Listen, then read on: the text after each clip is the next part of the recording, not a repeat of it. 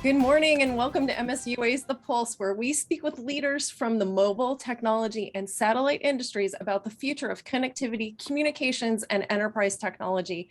I'm the president of MSUA, Lisa Dreer, and I'm really excited to introduce today's session of The Pulse. It is Trends for the Future of Maritime Operations. We have an amazing panel today. This includes Lonita Judge, the VP of Safety and Compliance at Horizon Maritime, and Ronald Spithout, the President of Maritime at Inmarsat. And for today, our moderator is Pacôme Révillon, and he is the CEO of Euroconsult. Welcome to MSUA's The Pulse.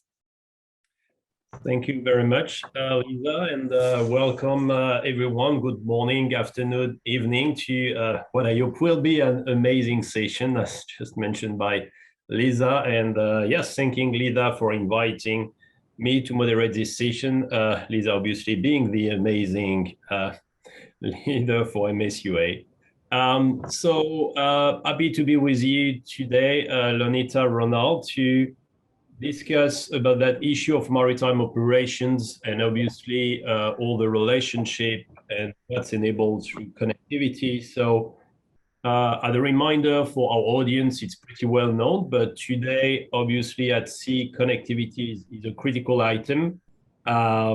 Essentially all of the merchant ship and the rest of the fleet would be connected essentially over satellite, with already close to 30,000 of them being connected through, let's call it VSAT to broadband connectivity, with everything that can with these new levels of connectivities that are envisaged. So we are certainly in a time of change with regard to what broadband means at sea and how this connectivity can be leveraged to transform operations today and tomorrow. So with no further ado, after that introduction, I would invite you, Lonita, maybe to give us first, sorry, an overview of Horizon Maritime activity, just that everyone understands first the operations at large prior to our focus of today. Well, thank you, Pacôme, and thank you for inviting me to this webinar. You know, the topic of staying connected for our crew and being able to access data quickly is so important to Horizon Maritime, our crew and our customers. Connectivity is important for the welfare of the crew, mental wellness, and giving the crew and their family the confidence that although that they're not at home, they're still connected and available to their families.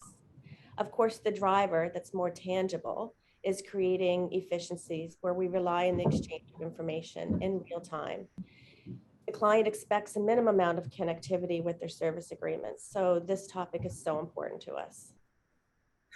Thank you very much. And so thinking of that, those items you mentioned that are quite critical and what you need to deliver to your clients, what has been so far your return of experience? So obviously what you could enjoy and also maybe some of the limitations or where you needed to make trade-offs in what you wanted to improve. Yeah, so just to give you some context to our operations, Horizon owns and operates a fleet of highly advanced vessels that work worldwide. And our services range from supporting the energy industry, whether that's the traditional oil and gas or renewable energy services. And we also do a lot of subsea operations. Our vessels are highly advanced in technology and have the capability to communicate a lot of information if the connectivity capability is there. Right now, Horizon, among other industries, we do pride ourselves on being industry leaders for advancing learning, advancing technology and innovations. We have a number of successes, including launching an in-house training program. It's called the Horizon Academy, and that's where we deploy our internal training requirements. We also link that to a virtual reality based competency program so that we can test human behaviors and decision-making through virtual reality. We've also developed something called the Horizon app, which I'm quite proud of, and it has a number of contact pages on it. But the most used pages are the Horizon card for communicating suggestions. We have an automatic link to the DPA on shore, and a COVID check-in page, which is used quite often, so it's a symptom checker. and the Horizon News. Horizon is also currently supporting a number of initiatives with the Ocean Supercluster, and we're really focusing on a more sustainable future. Our connectivity offshore really for us right now is divided into three very specific areas. We are supporting general operations offshore. So that's your general exchange of information from the vessel, the crew wellness, and then supporting the client needs and requirements, which is changing a little bit. The dynamics have definitely changed up in the last couple of years for this. Currently, all this, the extent of what we can do is based on availability of bandwidth. And we've been looking into options to improve this over the next few years. So honestly, I can say today, we're able to offer the client package that can be dedicated services and data receiving connectivity and Wi-Fi offshore that's exclusive to them. And this has been very successfully used in the past. It's critical for contracts where large volumes of data are being collected.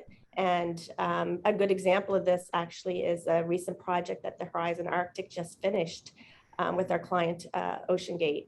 And there was a lot of videos being taken for the Titanic expedition. And it was really important that we were able to provide that service option to the client so that they can collect this information. Thank you. And out of what you mentioned in terms of the new application apps or changing in the last year to 2 years, so what are you doing differently, or how recent are some of the changes, or just introducing those new apps or things that you just mentioned? So the app itself now is, the way the Horizon app is used now, the data goes up to a cloud-based system. So it does rely heavily on connectivity, and it's poor right now. So we actually have to use like a middle road technology that's stationary on the vessel. And then we rely on replication of information there. Ideally, they use the Horizon app, and because the connectivity is there, they can actually shoot this information to us onshore, and we have access to that data. It would reduce definitely the manual input that's occurring right now.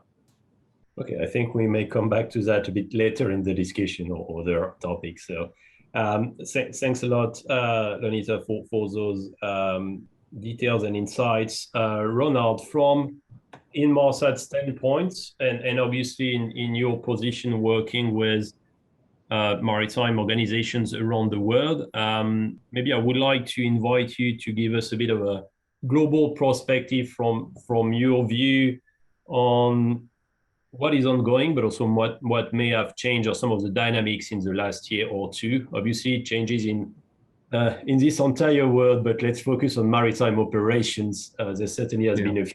So happy to let you. Well, it has been quite a ride, Pacôme. If you because you mentioned 2 years, it's about 18 months, right? That the world was hit by a global pandemic, and what I see is that the pandemic has been a catalyst for a lot of developments everywhere around the maritime digitalization efforts, and it hasn't been the cause for change, but at least it opened the eyes of many industry players that there is an opportunity in doing things differently.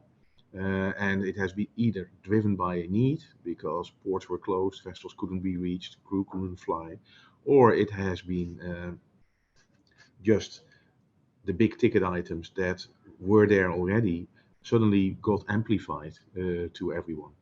And those big drivers didn't change, right? We are talking sustainability or decarbonization or emission control, whatever. That's one big one. The other one is crew. Well, Lonita highlighted it already, that focus on crew welfare, whether it is medical or mental or making sure they are less stressed. And well, it got amplified big time to the world by the pandemic, and any aspect of safety along with it.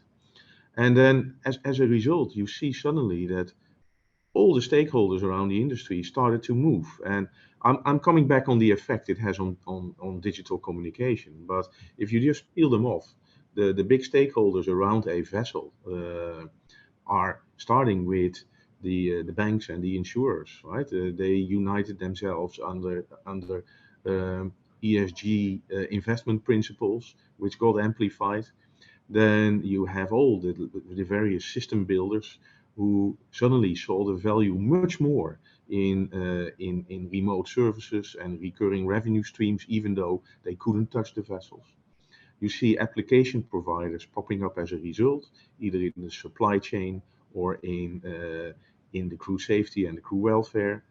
And because of this big sustainability driver, there is a compliance industry that started to pick up, whether it is the ports who are kicking in, who want to know more before the vessel arrives, or whether these are the classification societies who like to do remote audits or things like that because they couldn't reach the vessel. And then last but not least, the charterers who are uniting themselves in things like sea cargo charters, all hinting at the importance of sustainability and how that translates back into daily rates of the vessels and the likes of. So as a result, you see an increased demand for digital platforms. You see an increased demand for, of course, traffic, digital traffic. We saw the daily average traffic rate going up from about 3.5 gigabytes per day to about 10 in about the same time. So since the beginning of the pandemic till now. So it tripled over that period, and there's no end to that. And what you see as a trend on board is because there's so much used on board and there's so much emphasis on crew that you see an increased drive to split the traffic between business usage, crew usage, and anything like IoT. And those three have different users on shore and on the vessel. They have different characteristics, and all of them became much more important because of the pandemic.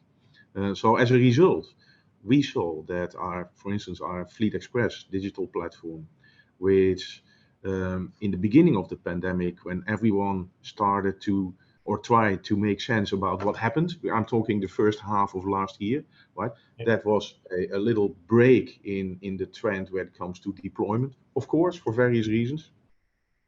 But I think since the end of last summer, 2020, and that is still continuing, the industry is in a little bit of a catch-up with respect to getting the digital platforms on board and making sure that applications are landing in their operations for all the reasons that I just mentioned. And that's what we see. So a massive increase in an understanding that digital transformation is not something that you should do tomorrow, but you should have been doing already, and therefore the catch-up mode. But if you want to, the users and the listeners and the viewers, if you want to get more into this, because I'm not going to make this a kind of a lecture about what is happening. We just released a new report that you can pick from our website, and it is called A Changed World. We do this together with teachers on a regular basis. We do these research reports, and this one came out either yesterday or the day before, and it shows all these statistics about what is changing in data usage on board. It's not written by us, it's sponsored by us, but it gives a good picture about how the industry is changing its behavior. So that's what we see. And as a result, we are changing our approach a little bit, but maybe we talk about that later a little bit. We can cover that later. I think we'll come back to changes in the offering, and you touched on the application. So yes, maybe if I turn to you, Lonita, again, and so from what you shared already, looking at already like the next time horizon or the next 2 or 3 years, or some of your growth plans or investment directions. So obviously it may start from maybe your fleet or ships, but looking at priorities in connectivity or data. So you mentioned those new developments you had in apps or in working with clients. So are there some priority directions where you see value, just either to improve your operations or for the crew or for services being delivered? Yes, I can mirror a lot of things that Ronald just spoke about. Horizon's going to be committed or is committed to investing in technology that's going to help reduce risk, reduce emissions, and reduce costs. More ability to connect to the workforce, collect emission data for real-time trending, and being able to work smarter. That's really where we're focused at right now. And connectivity is absolutely the key to the success of this initiative, for sure. So currently, right now, we have a couple of really neat projects that we're going to focus on. These are really our areas of interest and priority. So digitization, I can't say the word. We hear that's the buzzword nowadays. We're really digging into this. Our focus is going to be reducing manual operations and letting technology deliver the information. Vessel crew now, they're so innovative with paperwork and providing reports and information on documents and spreadsheets. And we really need to move away from that. Our technology is super advanced and there's no reason why the vessel in some cases are not reporting this information back to us. And you know what? This is absolutely critical for the next generation. As we bring in the new people, I think we can all agree the last thing you need to do with the new hire seafarer is say, okay, here's the stack of paperwork you have to complete at the end of the day, and I'll see you in the morning. That's not screaming innovation. So, that's pretty important to us.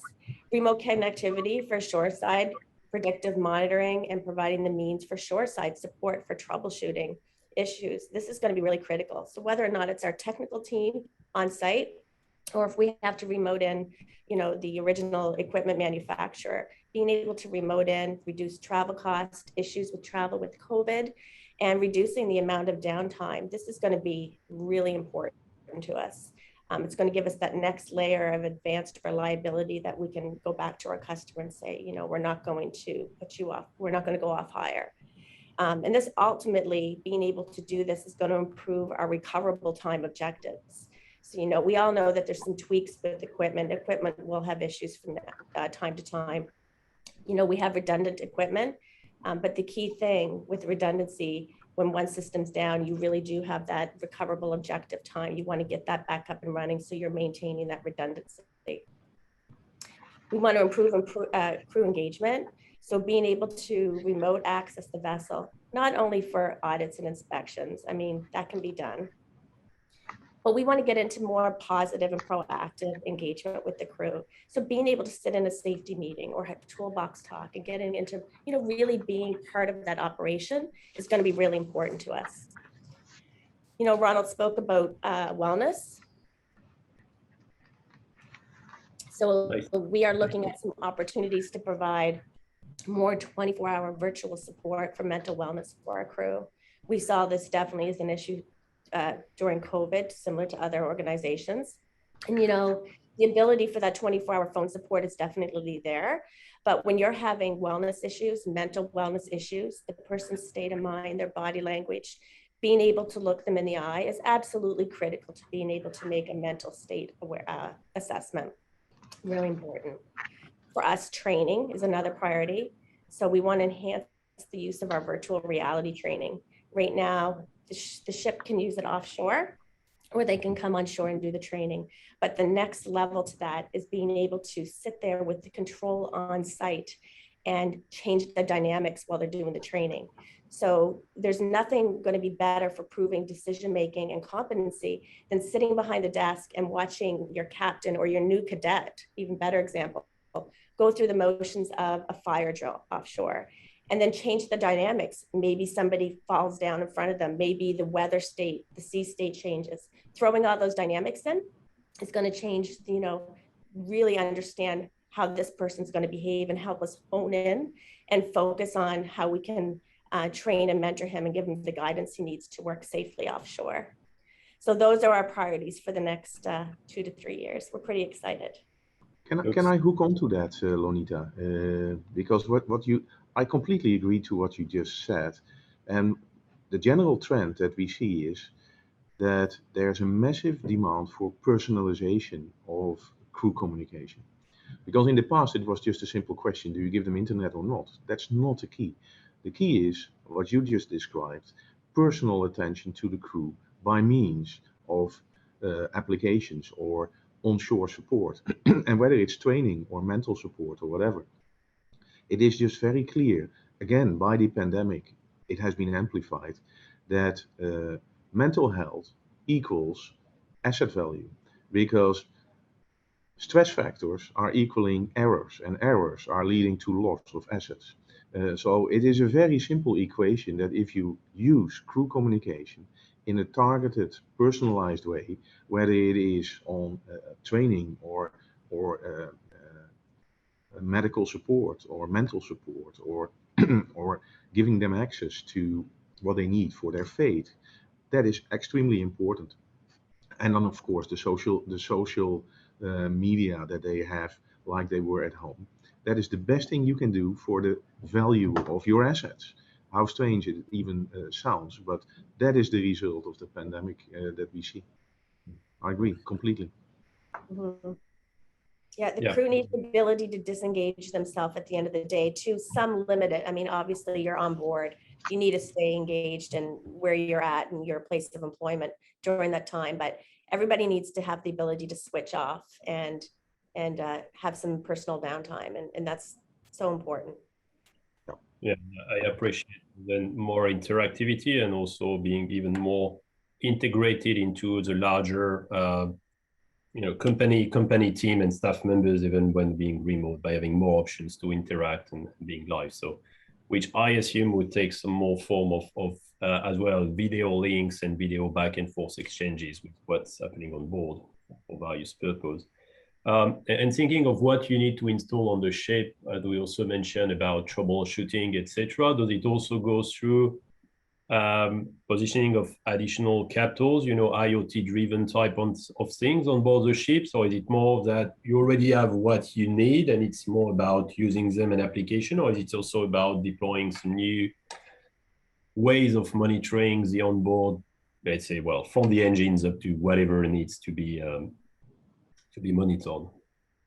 So I think it's both. It's combined. So I think we know we have some options that are available now, but we just haven't planned or had the foresight to say, okay, this is how we're going to take our next step. So the capability is there. It's inherent in these new designs of the ships. We just have not been accessing or increasing our capabilities to use the information, the capabilities. The other piece is definitely some new installations. I'm not a technical person, but I know that the R&D team is heavily involved in making some new additions to the equipment so that the equipment can actually go ahead and transmit data better, giving that remote option availability to our original equipment manufacturers and shoreside support. So that definitely takes some changes and some modifications to the equipment.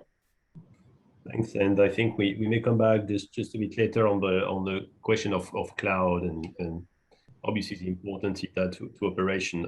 So maybe Ronald as well, trying to align the trends between those needs and what's changing, and obviously in the chicken and egg, as Lonita said, there are the new requirements and what they would like to do, which is also a matter of working end to end, obviously, with the networks and connectivity and how much they do, or what would be whatever trade-offs they need to think of. So obviously networks are changing as we speak and shall change in the next 2 to 3 years, from satellites to the ground or to the ships. So what do you see there? And when you think of some of those new apps, between what is possible today or what may change in the next whatever 2-3 years, what's your perspective on this? Obviously, HTS was the first big step 6-7 years ago, really changed what we call broadband at sea. As we are entering in the new phase of apps driven, whatever, cloud and so forth. Well, there are two ways to look at it, because you mentioned the chicken and the egg, and Lonita mentioned about the system manufacturer, right? But if you look at the digital service industry as a whole, and you fast forward this a little bit, you will see that it's growing massively, but that if you fast forward it 5-7 years from now, 40% of the digital services industry is going to be taken by companies that do not exist today. So when you're talking about the chicken and the egg, you have to make sure that you're investing in a platform that is as neutral as possible, because every system manufacturer will have his own idea, and many of them are addressing the efficiency on the vessel. But I think the future of digital services is in the transformation of your business, not necessarily only in the cost saving provided by the systems that you have on board. So it is not a chicken and an egg. We started to integrate an IoT platform as part of our Fleet Express a year and a half ago. It comes free with the platform, and it provides a kind of neutrality, and you can hook on any sensor information stream that you want. And then on the back of that, we have application providers, and an application provider, it could be a startup, it could be a well-established software house, or it could be a system manufacturer. And we bring them together because we are not a software house, but we believe that we provide a platform that provides stability and future-proofness. I'm happy that a couple of Lonita's vessels are on those platforms, because you don't want to change your platform every time that a new chicken comes out, right? In that way, you want to have a platform that can grow with your demands and can grow with the needs of the vessel and the business. So that is it on the platform level. But on a satellite level, you mentioned HTS. We see a lot of developments, not in the last place because data rates are just going up. And as I said, it tripled during the pandemic, and it will continue to triple in the next years to come. So not only are we continuously ordering new satellites for that, but we also saw that probably the best way to tackle the future is to bank much more on the idea that we did with Fleet Express, where we have two underlying networks together making Fleet Express. And in aviation, we do the same. We are beaming to an airline from the satellite and from the ground, from one constellation or another constellation to the satellite. Doesn't make most of the customers are not that interested which satellites you use, right? As long as they have the capacity that they need to perform what they need to do. So we are further developing Fleet Express to a network of networks, and you saw that under the banner of Orchestra, where we are adding the satellites that we need. We are adding polar satellites, which have a different orbit, although the customers couldn't care less that they have a bit different orbit, as long as they get connectivity over the pole. And then we are adding a meshed, dynamic mesh network, where we are utilizing high-speed terrestrial 5G in the busy spots, whereby the vessels start to repeat the signals to each other, which is completely a leapfrog of technology again. And we will continue to build that as part of Fleet Express.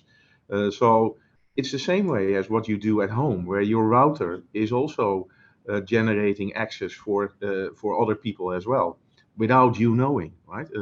So when vessels start to repeat the signals that they need, then the 5G protocol will allow the applications to use exactly the speed or latency that the applications acquire. And then on top of that, we will utilize some low orbit satellite constellation there where we need it.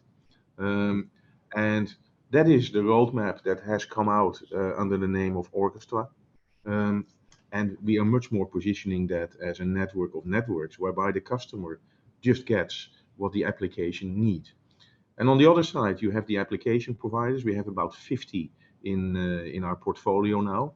And what we do after we install the IoT platform as part of Fleet Express, we bring them together. We call that the Fleet Data Academy, because like what Lonita is hinting at, you don't know what you need tomorrow, right? Because there are next demands coming up, there's new regulations coming up, there are new systems that are becoming open for management remotely. So you don't know yet. So the best thing we can do is bring the customers, the ship owners and operators together to the certified application providers that we have, and then let them talk, and then we are stepping out. So that is what we see. So the best thing you can do for your future needs is step up to a future-proof platform and not let the systems or the current regulations or anything that you have currently in mind lead you to buying more systems, because every system that you buy extra you have to maintain, and you're much better off with a managed platform in that way. Sure. So I see some questions popping in from the audience. We try to pick a few, but maybe coming back, which I think are some aspects on the network side and applications and operations. So cloud, that I mentioned earlier, and Lonita, you made reference to it. So obviously, I think it's not just in maritime. All companies in the world, including our webinar of today, is leveraging cloud application or services. So Lonita, I think it's the same for Horizon Maritime, or part of what you want to do or implement, including with your clients.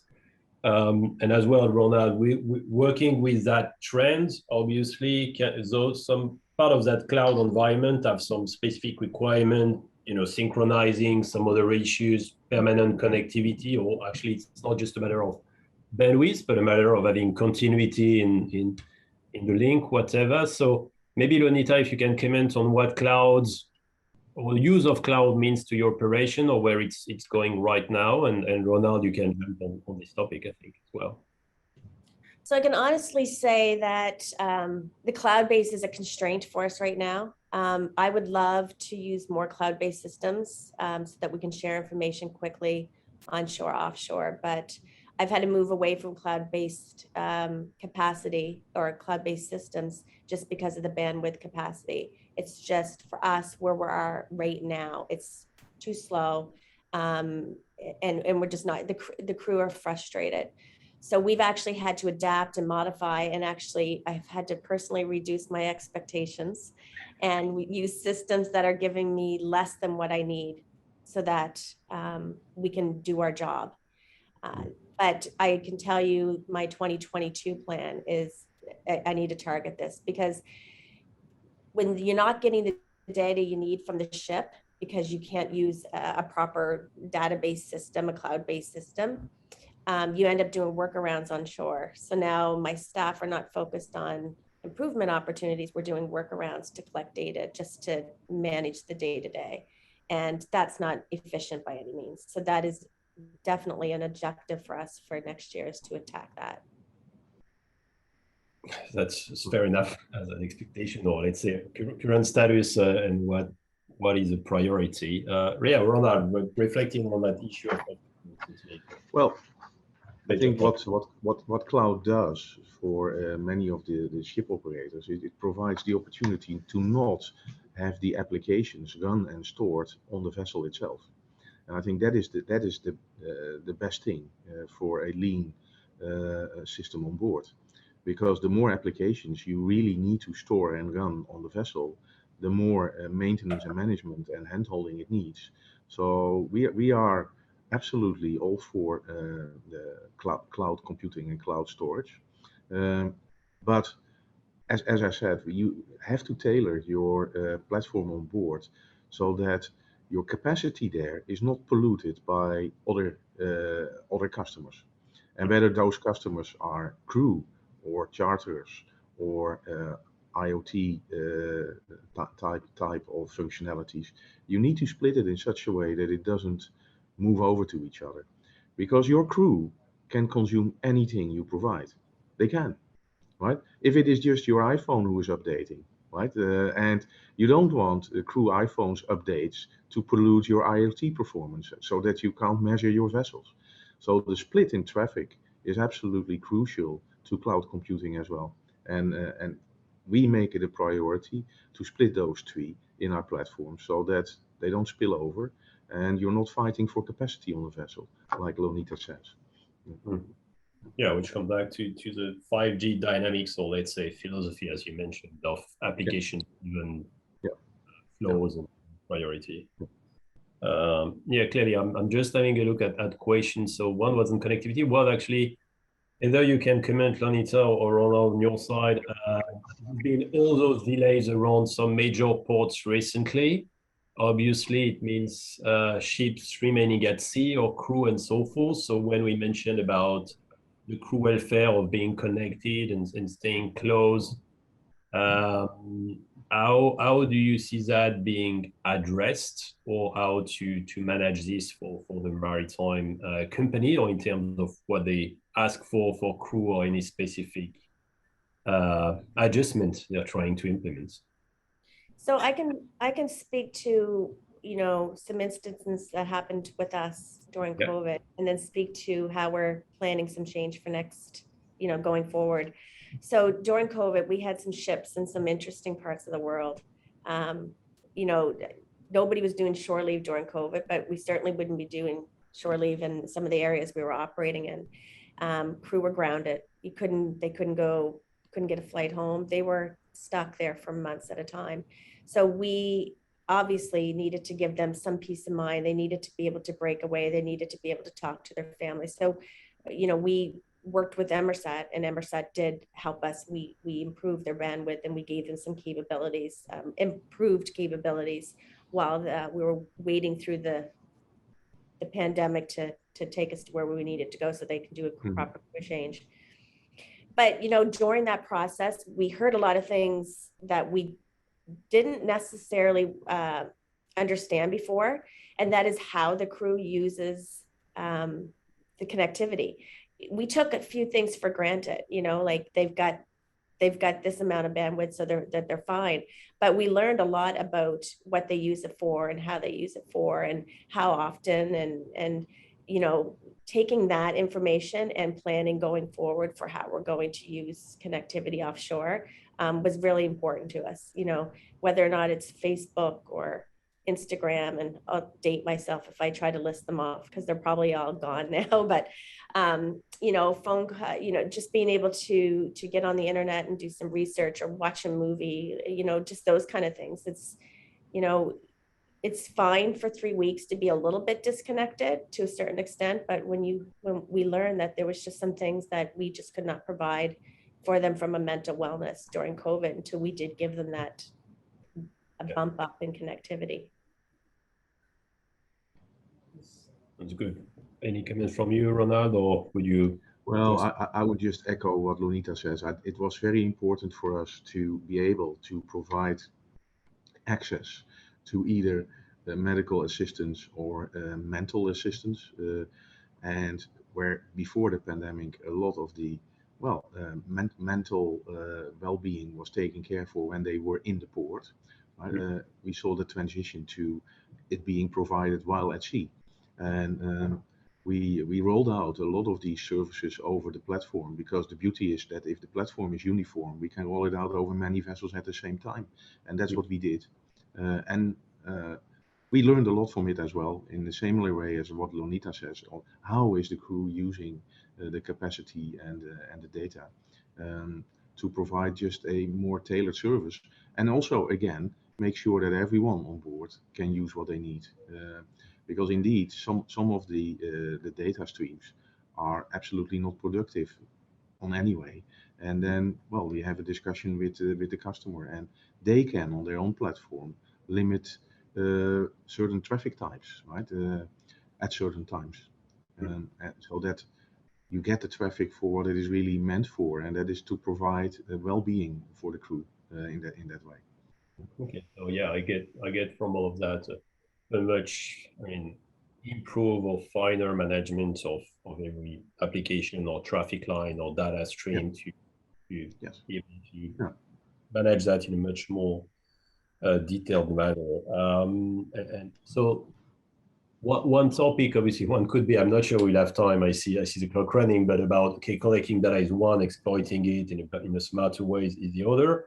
But together with those data flows, and Lonita, actually, you have the crew, you have data to manage your operations, you have data being shared with your clients as well, which obviously may have some questions about, cyber security and how all of that is working and so forth, which I assume in the background is also one of the priority in addition to manage those different applications or workflows. So is it also something where you believe you're quite well equipped, or is also another field of investment moving forward for your IT operations?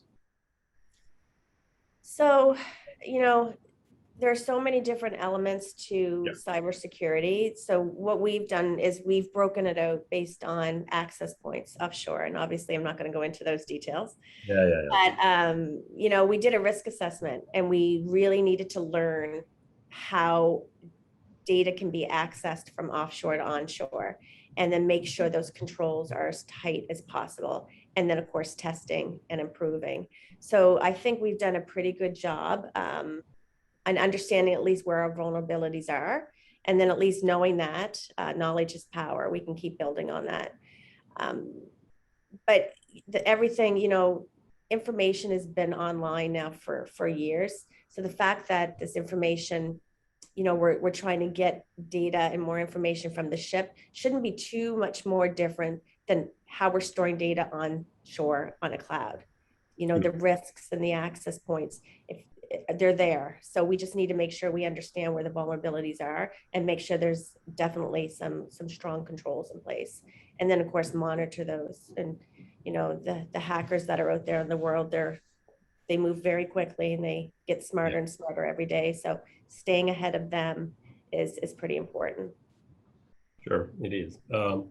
Yeah, I think it's a field where you've been doing work as well, Ronald, with Inmarsat, working with clients for their needs. A lot of our investments are going into that field for exactly the reason that both of you mentioned. Because with digitalization and the use of applications, the risk of cyber threats is just increasing everywhere. So apart from a satellite operations center and a network operations center, for years already, we also have a cybersecurity operations center that is watching over us 24/7. Our satellites are military grade. I don't have any worry there. Then you have Earth stations that are forming a factor. Well, luckily, we have our own Earth stations and we are interconnecting it with our own network. And then the endpoint of our network is the platform on board.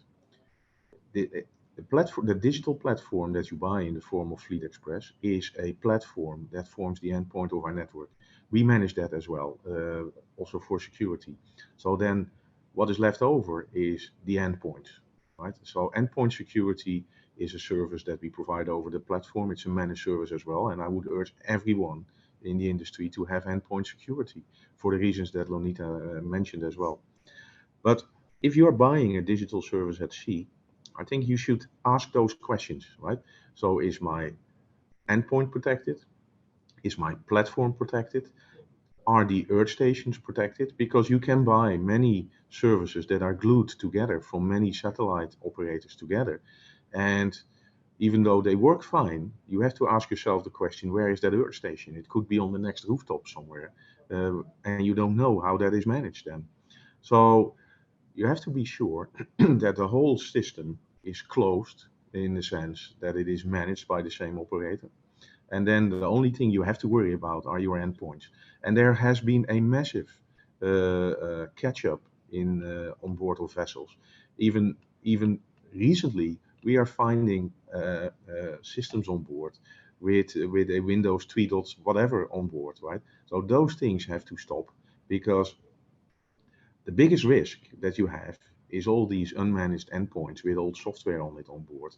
That is, well, training is important there, but also sanitizing your IT infrastructure on board is very important there, so that you don't give access where you don't want it. But a managed endpoint cybersecurity service as part of your platform is increasingly important there. Thank you. So I think we're getting pretty close to the end of the time we had. So thinking, I don't know if it's, well, it's very early for year end, or let's call it a wish list. And Lonita, if we think of what the industry could do better in the next 2 or 3 years, or what you would like to see, what you could dream of from the industry as a connectivity user, what would it be as 1 or 2 items or things that would really help you on a day-to-day basis? So for industry, For industry, I can tell you, Ronald spoke about it. Don't be afraid to stay ahead. Do invest in research and development, and don't be afraid to partnership with the team that's providing you with the platform. They know their capabilities. Industry should not be afraid to think outside the box and brainstorm, and don't put these, well, we can't options up there. So just everything is a possibility, put it up there, and then have these conversations with your platform provider, because things change so much every day, and you just don't know. And that's really should be part of your continuous improvement plans that you produce every year. For the users, what I would say for users to prepare for the future, make sure you communicate your needs with the decision makers. Don't be afraid to say, what you need connectivities for, and what you have issues with. And, I would just advise that you provide real experiences and some solutions to that, so that it's something that's more tangible for the people making the decisions. It's important that you act now. Your voice is really important. We are doing this massive move towards advancing technology. So getting your voice heard now and getting your input's pretty important. And the only other piece I'd say for users preparing for the future, I know we talk a lot about unmanned vessels. And I know in the maritime industry, that's a scary thought for our crew, because they think automatically, geez, I'm going to be out of a job. So why do I want to support technology and innovation? But you know what? This is just an evolution. You won't be out of a job. Your job is just going to change. So what I would suggest now is that you look at how technology is going to change, and you start preparing yourself to adapt. There's going to be a redefined and realignment with job needs, and stay ahead of that. Understand what that's going to be, and start educating yourself now, so that you can be part of this wonderful change that's happening. Thank you, Linda. I think that's inspiring. Ronald, your final advices as well. Well, I'm not sure if I have an advice, but if you want my Christmas present for next year in this industry, I think it would be time that the industry starts to think about using wideband technology for safety purposes.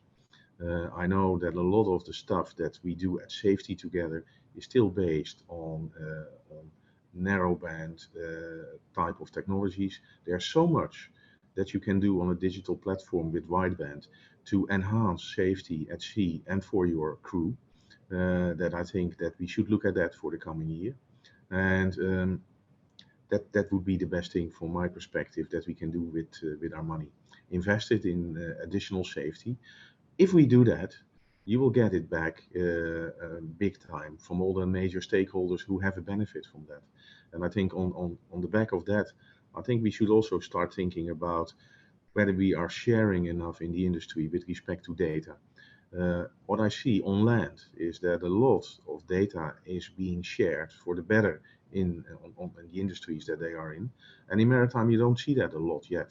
And maybe we should overcome that because if we start sharing the data, of course, everyone owes its own data, and it's their own call what they do with their data. But it's my firm belief that more data sharing will lead to quicker business transformation. And probably that is what we are waiting for. So those two things. No, thanks a lot, Lonita, Ronald. I think this may give room for future editions of the Pulse. So thanks a lot for those insights. I think it's time for me to hand it back over to Lisa. Excellent. Thank you so much, Pacôme, for moderating this session, and to Euroconsult, and also to Lonita from Horizon Maritime and Ronald from Inmarsat. Thank you so much for your insights on the future of maritime operations. This was really informative. And I think you're right, Pacôme, we probably only scratched the surface, and there's a lot of other things that we can cover. I also want to take one moment to thank the Mobile Satellite Users Association for sponsoring these sessions. And if you want to learn more about the MSUA, you can visit msua.org and learn about our weekly newsletter that gives you updates on everything that's happening in the satellite mobile industry, as well as beyond 5G and broadband and what have you. So please visit msua.org, and we will see you next time on MSUA's The Pulse.